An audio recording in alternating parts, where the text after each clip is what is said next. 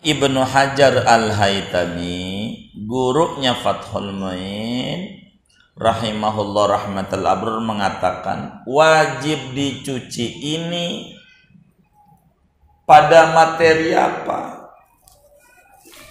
Quran kudu dicuci. Kalau setuju kata Ibnu Hajar, sependapat Quran itu kudu dicuci kalau ada najisnya, bila najis itu nempel di huruf Al-Quran. Itu memang begitu tuh, kudu dicuci supaya jangan sampai huruf-huruf Al-Quran ini terkena najis. Itu begitu.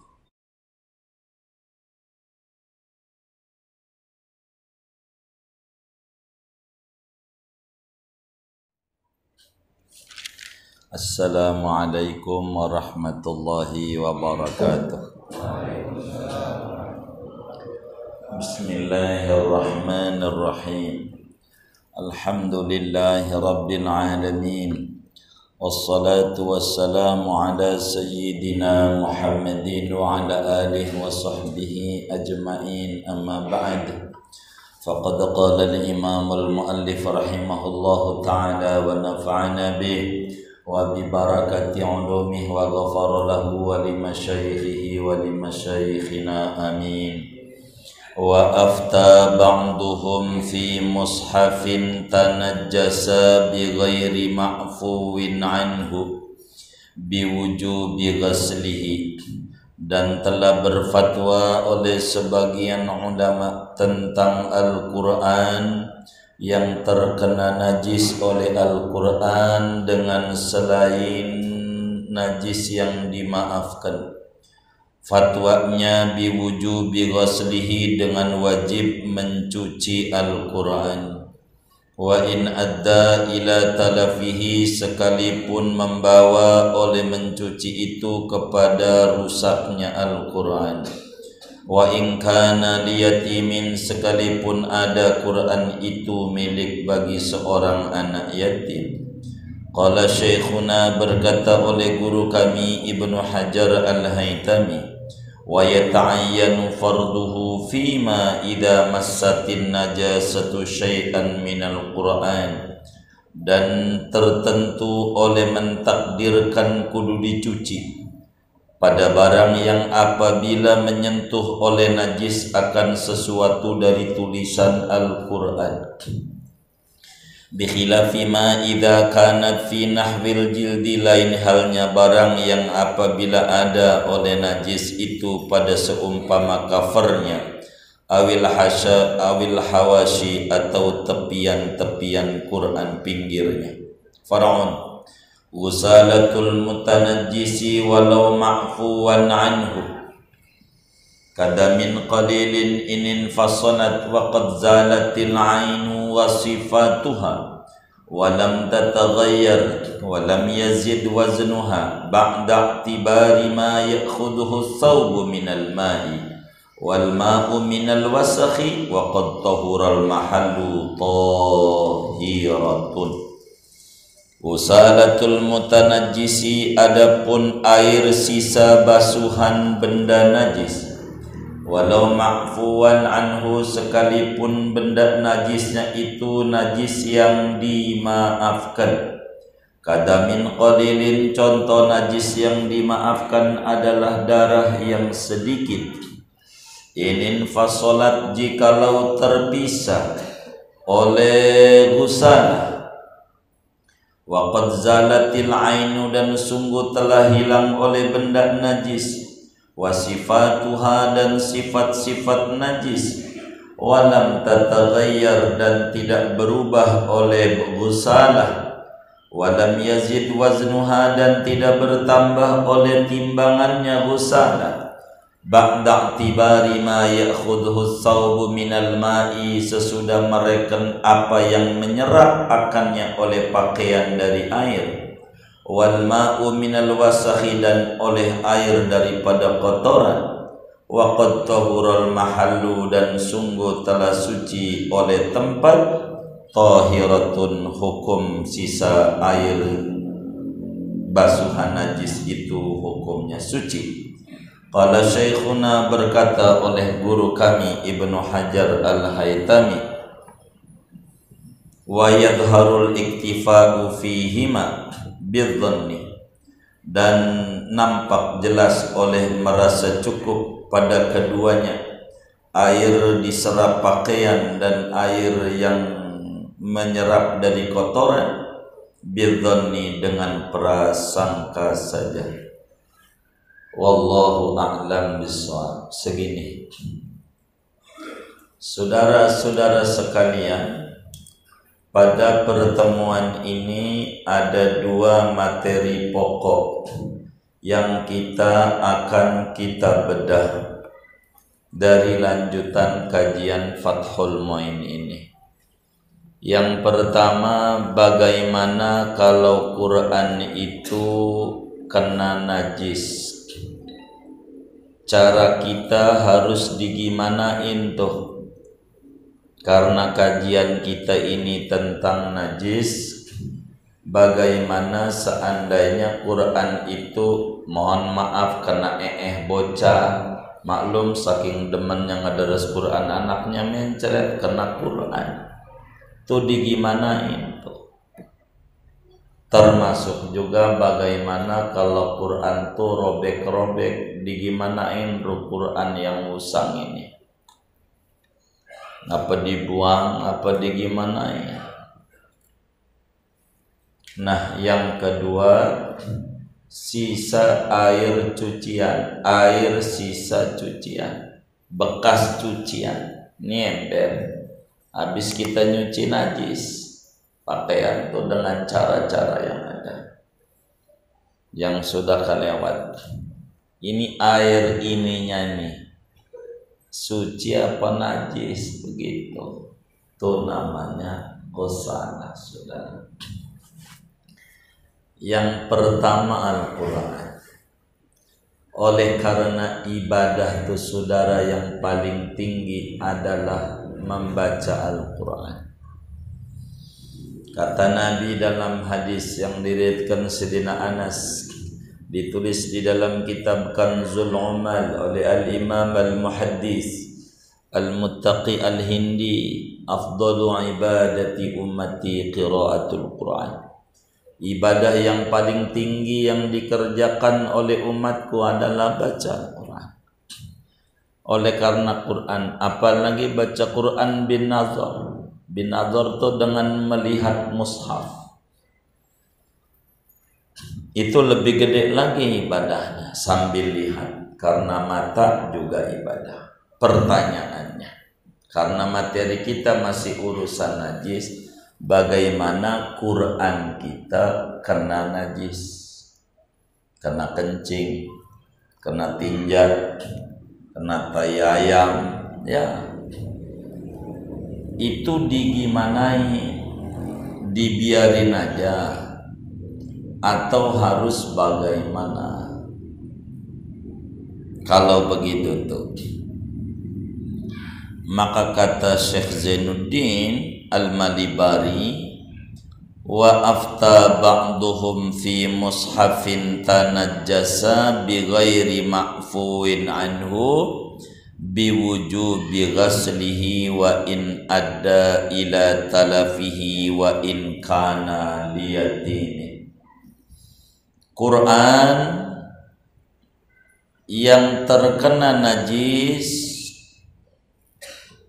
najisnya tidak dimaafkan, tinjaklah, tayayang, itu Quran hukumnya wajib dicuci, dibersihin daripada najisnya, kudu dibersihin. Ini kalau dibersihin karena bukan fotokopian, bukan cetakan, masih tulis tangan, bakal berebel hurufnya. Nah, karena masih tinta asli, ini bakal ngacak ini. Wa in adda ila talafihi, sekalipun kalau dicuci bakal rusak, tetap kita wajib Al-Quran itu dicuci yang ada najis. Kalau sampai Quran terkena najis, kata Imam Fathul Mu'in, sebagian ulama berfatwa bahwa kudu dicuci. Kudu dicuci. Meskipun kalau dicuci bakalan rusak Qur'annya sekalipun. Karena ta'zim ama Al-Quran itu prioritas. Kita kudu agungkan Quran, jangan kita kena najis. Ada darah kita, kena darah, kudu dicuci. Quran enggak boleh didiamin. Kalau ada najis, enggak boleh. Bagaimana kalau Qur'annya punya anak yatim? Anak yatim itu kita harus paham. Yatim itu artinya orang yang bapaknya mati, umurnya belum balik, dari umur 15 tahun dah. Biar umur aja, walaupun balik bisa dengan 9 tahun. Jadi yang namanya anak yatim itu adalah orang yang ditinggal mati oleh ayahnya, umurnya di bawah 15 tahun. Itu namanya yatim. Jangan sampai kita minta dana yatim, kita nih kan minta dana yatim, mau muharaman nih gitu. Kita bagi sama anak SMA, tuh yang masuk neraka kita. Lah dia bukan yatim. Kalau SMA itu baru 13 ya? Oh, udah 17. Nanti kalau begitu guru sopa ini yatim bukan? Yatim piatu kudu dapet ini. Gitu, dapat yatim piatu. Jadi ada batas umur yatim. Begitu, yatim. Tapi dia udah SMA, kuliah masih susah. Namanya du'afa, bukan yatim. Ente mintanya buat du'afa, buat yatim. Biar benar. Kita hidup ini harus waro, harus benar, jangan asal. Kan diatur. Minta, jangan yatim didagangin, airnya bukan buat yatim. Oh iya, bukan namanya pengurus. Dibikin kurus. Iya. Jadi bagaimana nih Quran kalau punya anak yatim? Hatta punya yatim, artinya mengerusak barang punya yatim tuh enggak boleh. Enggak boleh nyakiti anak yatim tuh enggak. Wa ammal yatima wala taqhar. Anak yatim tuh diomelin aja jangan, apalagi sampai disakiti. Ini Quran kena darah. Ini kalau kita cuci nih Quran bakal rusak, nyakiti yatim, hatta nyakiti dia. Quran ini begitu lagi bab Quran. Ini tetap kalau kena najis mah wajib dicuci. Sebab apa? Li ghalazi amrin najasati. Alasannya karena berat dan besar urusan najis dalam kacamata agama. Najis ini enggak main-main. Wasyabaka fatahhir. Najis ini tidak boleh main-main. Maka hatta biar kata punya yatim, cuci. Tapi kalau Quran yang kita pakai ini mau dicuci nggak rusak, wong dia hasil cetakan, hurufnya nempel. Paling yang rusak kan kertasnya istilahnya. Gitu.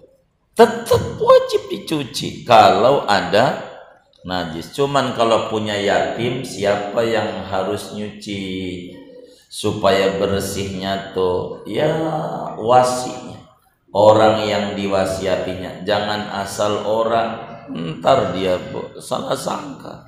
Nasihati keluarganya, ibunya, cuci bu.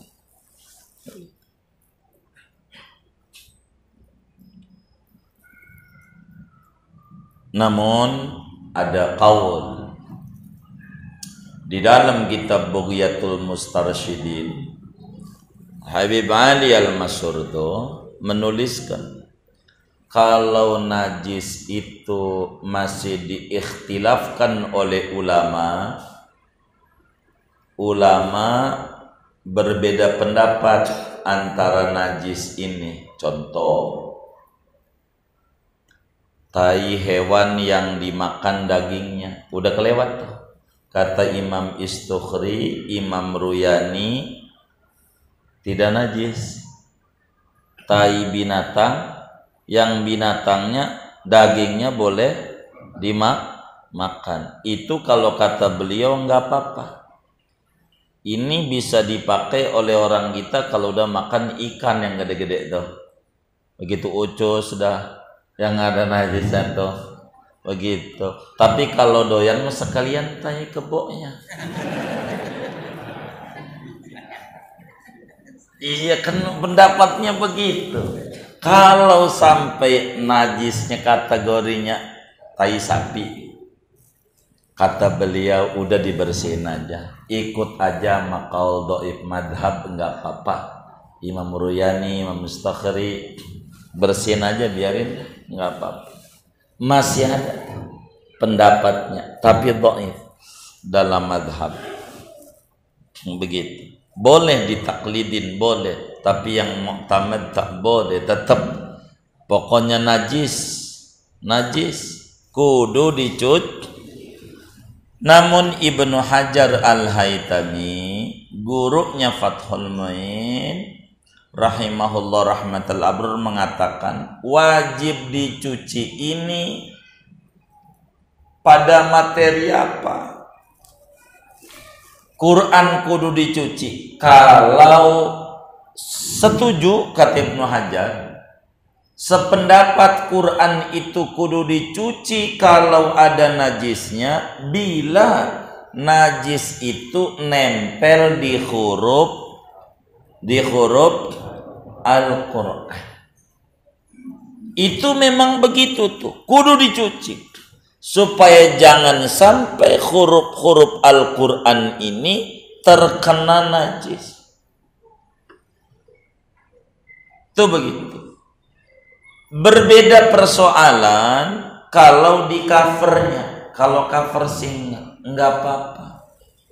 Kalau cover, kalau cover, karena cover ini bisa mulia, bisa enggak. Kalau masih nempel mulia. Kalau udah nggak nempel ya bukan covernya. Kalau nggak nempel kan bungkus begitu, namanya juga bungkus begitu namanya. Begitu tepian-tepiannya ini yang nggak kena Quran begitu, ini digini-giniin aja nggak apa-apa, karena itu mau bukan Quran, namanya bukan huruf-huruf Quran begitu. Yang fardu ain itu bila kemudian najis itu mengenai tulisan Al-Quran. Tapi kalau bukan tulisan Al-Quran, seperti cover atau tepi-tepiannya, pinggiran-pinggirannya, tidak usah, tidak mengapa. Yang kayak begitu enggak mesti wajib dicuci, sebab itu bukan Quran begitu.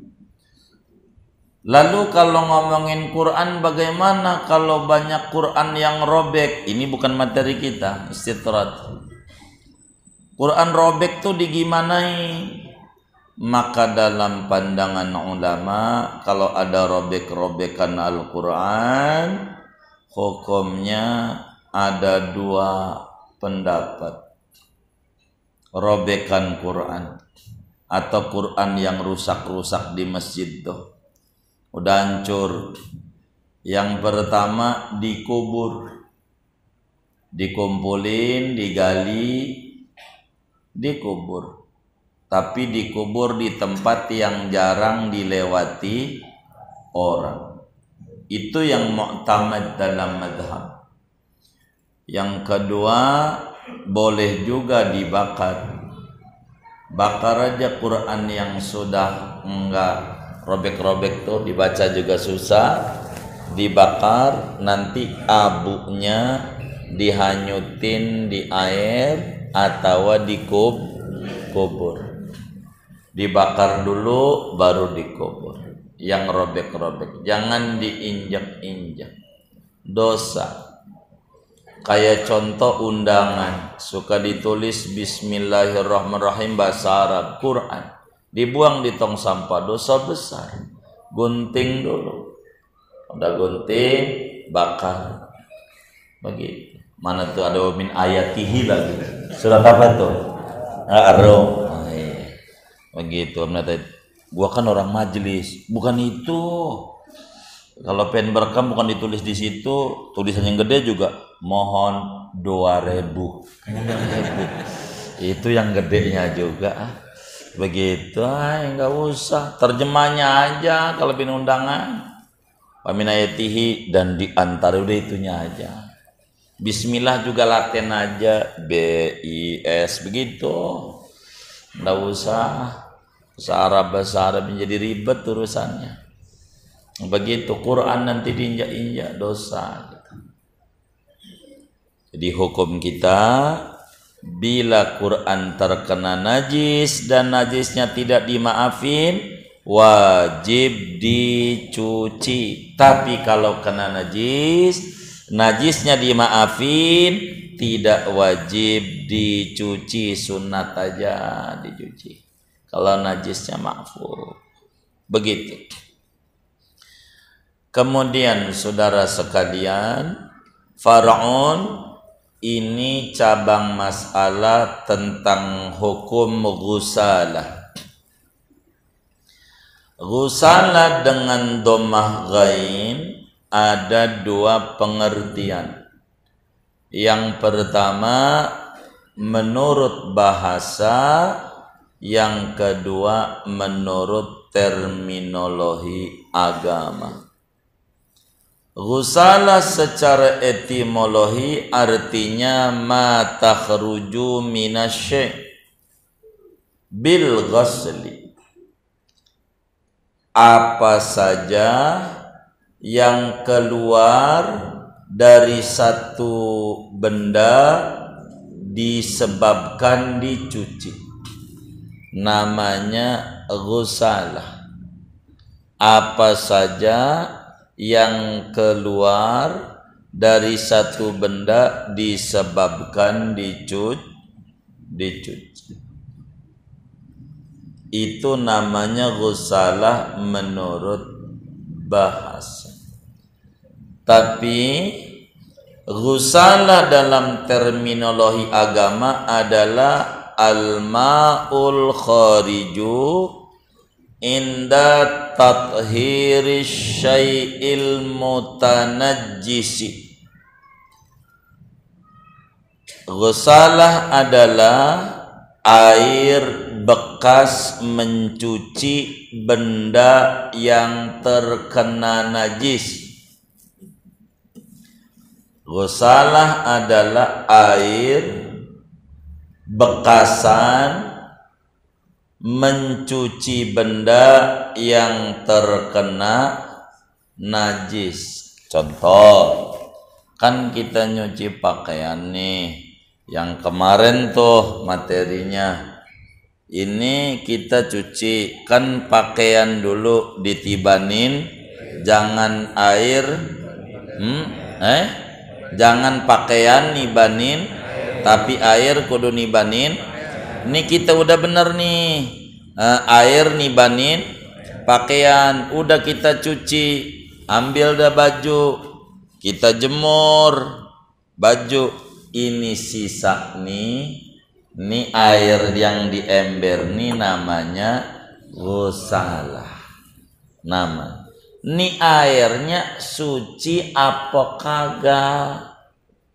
Begitu air nih yang bekas mencuci najis nih, maka saudara-saudara sekalian, hukum air yang bekasan mencuci ini berbeda-beda hukumnya tergantung bagaimana posisi air banyak dan dikit dan seterusnya nih nanti di depan akan dibedah. Singkatnya saudara, hukum air bekas mencuci najis itu kayak air mustakmal. Hukum air yang bekas mencuci itu hukumnya sama kayak air mustakmal. Artinya air mustakmal, air yang sudah dipakai untuk ngilangin hadas atau ngilangin najis. Air itu hukumnya secara umum asal benar aturannya suci tidak mensucikan. Uraiannya kata kitab kita, far'un ghusalatul mutanajjisi walau ma'fuwan anhu kadamin qalilin inin fasalat wa qad zalatil ainu wa sifatuha wa lam tataghayyar wa lam yazid waznuha ba'da i'tibari ma ya'khudhuhu as-sawbu minal ma'i wal ma'u minal wasakhi wa qad tahural mahallu tahiratun. Begitu. Sisa air bekas mencuci najis hukumnya suci tapi tidak mensucikan. Hukum air bekas mencuci najis hukumnya air itu suci tapi ghairu mutahhir, suci tidak mensucikan. Buat wudhu tidak boleh, buat mandi besar tidak boleh, buat cebok tidak boleh dari najis, buat masak boleh, buat minum boleh, nyiram pohon apalagi. Begitu. Suci tapi tidak mensucikan, tapi tidak mutlak, tidak mutlak. Ada syarat-syaratnya, tergantung airnya. Kalau air itu sedikit, seperti materi kita lagi nerangin air sedikit nyuci najis, syaratnya air kudu nibanin tempat pakai. Kalau air itu sedikit, syarat air bekas cucian najis itu dihukumi suci oleh agama dengan syarat 6. Air ini yang bekas nyuci najis ini dihukumi masih suci oleh agama, tapi suci doang, tidak mensucikan dengan 6 syarat. Pertama, materi udah kelewat. Airnya kudu nibanin pakaian. Kalau airnya enggak nibanin pakaian, pakaian ditibanin air, pakaian nibanin air, maka air itu dengan sendirinya najis, enggak suci. Karena syarat air bekas cucian ini suci kalau airnya nibanin pakaian. Itu 1. 2, inin fasalat, airnya itu adalah terpisah. Apa itu terpisah? Terpisah dari tempat atau pakaian yang terkena najis. Udah misah. Nih pakaiannya udah diangkat. Ini yang kita mau omongin. Yang mau diomongin, airnya udah nibanin, kemudian pakaiannya udah diangkat daripada yang tadi dicuci itu. Nama juga bekas. Kalau nggak diangkat namanya nggak bekas, ya kan? Nah kan yang kita omongin ketiga, air bekas itu tidak berubah.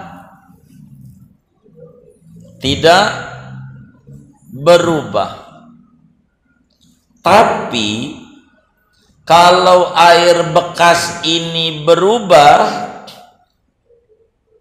artinya masih bau, ada benda najisnya, itu udah nyata dah. Atau ada bau, ada rasa, ada warna, ciri-ciri najisnya berarti airnya berubah. Kalau airnya berubah tidak suci. Karena syaratnya airnya tidak berubah. Airnya tidak berubah dengan sebab tadi ada pakaian yang terkena najis airnya. Keempat, airnya itu sedikit. Ini kan peraturan ada sedikit nih. Tadi itu airnya sedikit. Kalau airnya banyak, maka enggak berubah, ya suci. Kayak air kali. Air kali kan bekas cucian orang Bogor sama Jakarta, ya kan. Tapi airnya banyak, enggak apa-apa, enggak diomongin, sedikit. Nah, kelima adalah tidak bertambah ukuran air sesudah diserap oleh pakaian yang dicuci dan dengan mereken sesudah ukuran yang dibuang kotoran yang ada pada pakaian itu. Intinya kelima, ukuran airnya kagak nambah. Kagak nambah tuh bagaimana? Begini, kagak nambah tuh. Umpama ember nih isinya 7 liter. Seember nih ada 7 liter air. Air banyak atau dikit?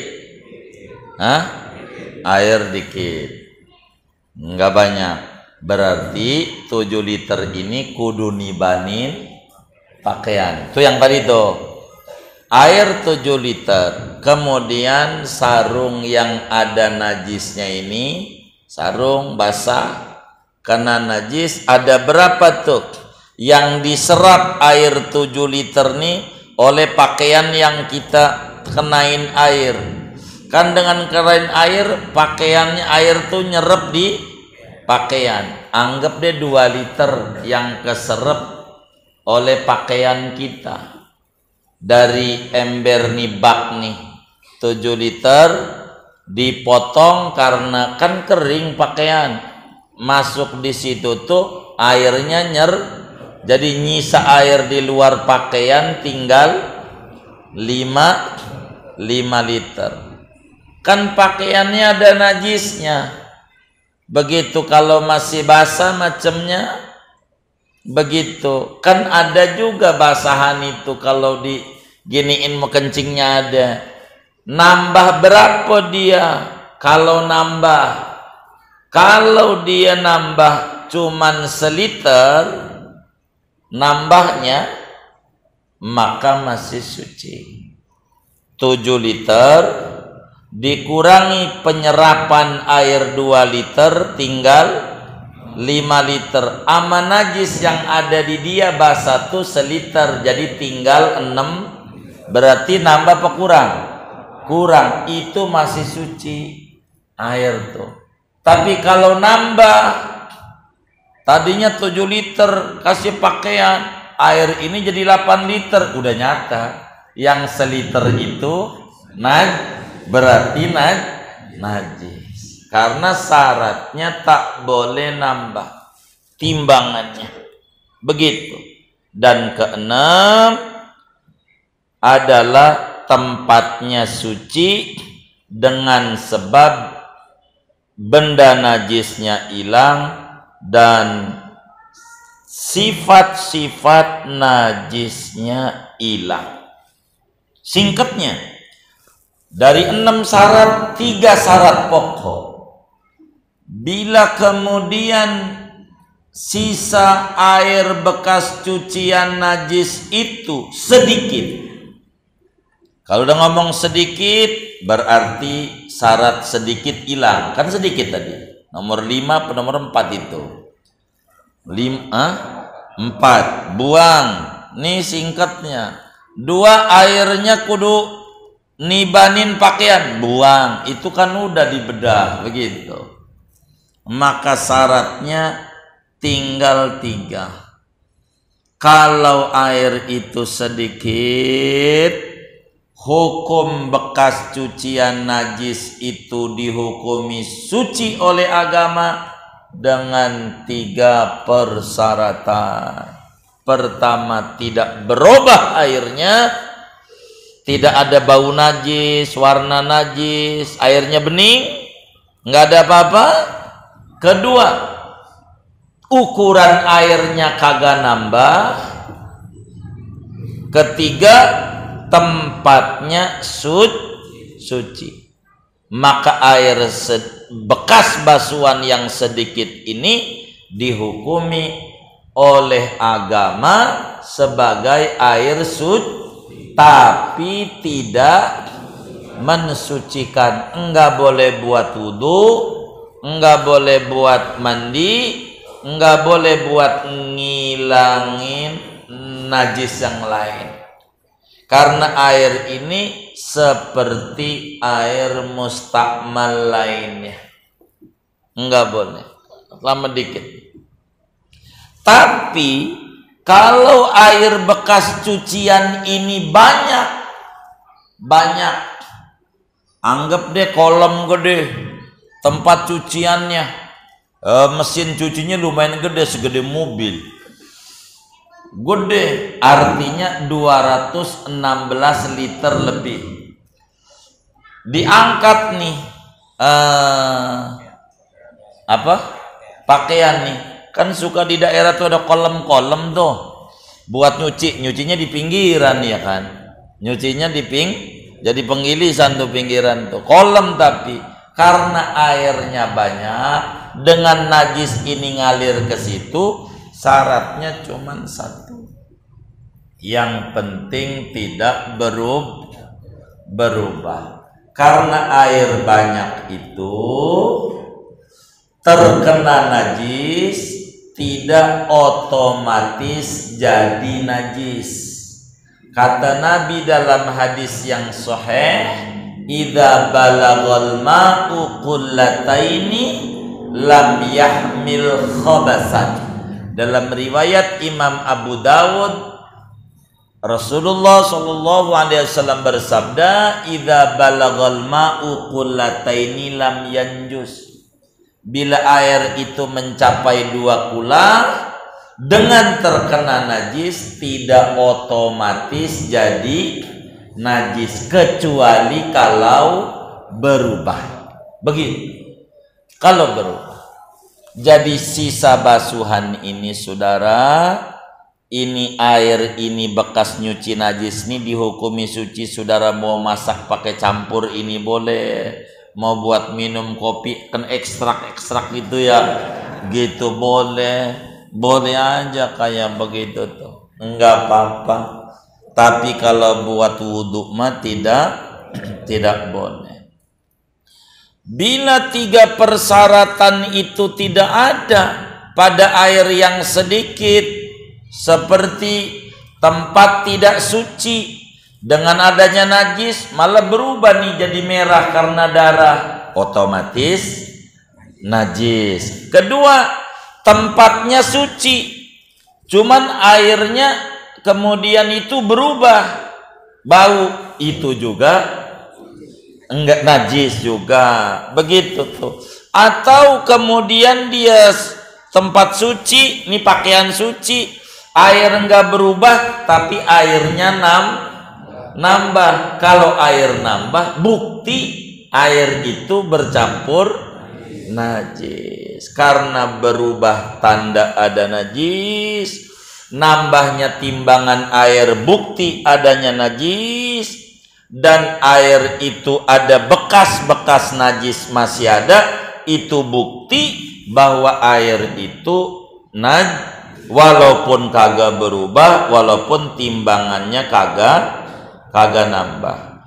Ala kulli hal, kesimpulan hukumnya, air bekas cucian najis tidak bisa mensucikan, hanya suci doang. Kalau mau disingkat, kajian ini dari awal ngaji sampai nih malam berbicara airnya nih. Air itu dalam kacamata agama ada 3 kesimpulan. Ini udah habis nih ngomongin air nih. Besok-besok gak bakal ngomongin air lagi nih. Paling cara nyuci air najis saja. Agama menghukumi air ada 3. Pertama, air suci mensucikan. Suci itu buat minum boleh, masak boleh, mensucikan tuh wudu boleh, mandi boleh, cebok atau ngilangin najis boleh. Pertama, air suci mensucikan. Itu 1. Kedua, air suci tidak mensucikan. Yang ketiga adalah air tidak suci tidak mensucikan, yang disebut air najis. 3 doang. Cuman 3 ini punya uraian. Air suci mensucikan ada 2. Air suci mensucikan, ada yang tidak makruh dipakainya, ada yang makruh dipakainya, tapi masih suci mensucikan. Yang tidak makruh dipakainya, itulah yang disebut air mutlak. Air mutlak itu, air mutlak juga sih sebetulnya itu juga. Air suci mensucikan tidak makruh. Yo, unsurnya bisa ada 7 unsur. Bisa air hujan, air laut, air kali, air sumur, mata air, air embun, air salju. Kemudian ada air suci mensucikan tapi makruh dipakainya. Itulah yang disebut air musyammas. Air yang kena terik matahari tapi di daerah yang iklim panas kayak Arab. Masih banyak nih syaratnya, saya tidak terangin. Kita nggak ada air musammasnya. Yang ada sadidus sukhunah, air mendidih di kompor itu jangan pakai wudu itu mah. Orang gila juga pakai wudu mah. Itu bukan musamas. Itu mah ya ada itu juga. Kedua, air suci tidak mensucikan. Itu juga ada dua unsur. Yang pertama namanya air tercampuri benda suci, air kopi, air teh, pokari, gitu, air sayur bening. Itu namanya air suci doang, tidak mensucikan. Kedua, air mustakmal. Ini materi kita. Air bekas cucian najis itu air suci tidak mensucikan. Begitu. Yang kedua, air yang udah dipakai buat wudu, bekas wudu, bukan sisa, bekas. Itu namanya air mustakmal. Nah, yang ketiga, air najis. Air najis ini uraian. Kalau air itu sedikit, ini najis. Kemudian kena najis mau berubah mau kagak. Air najis itu kalau airnya sedikit terkena najis otomatis jadi mau berubah mau tidak.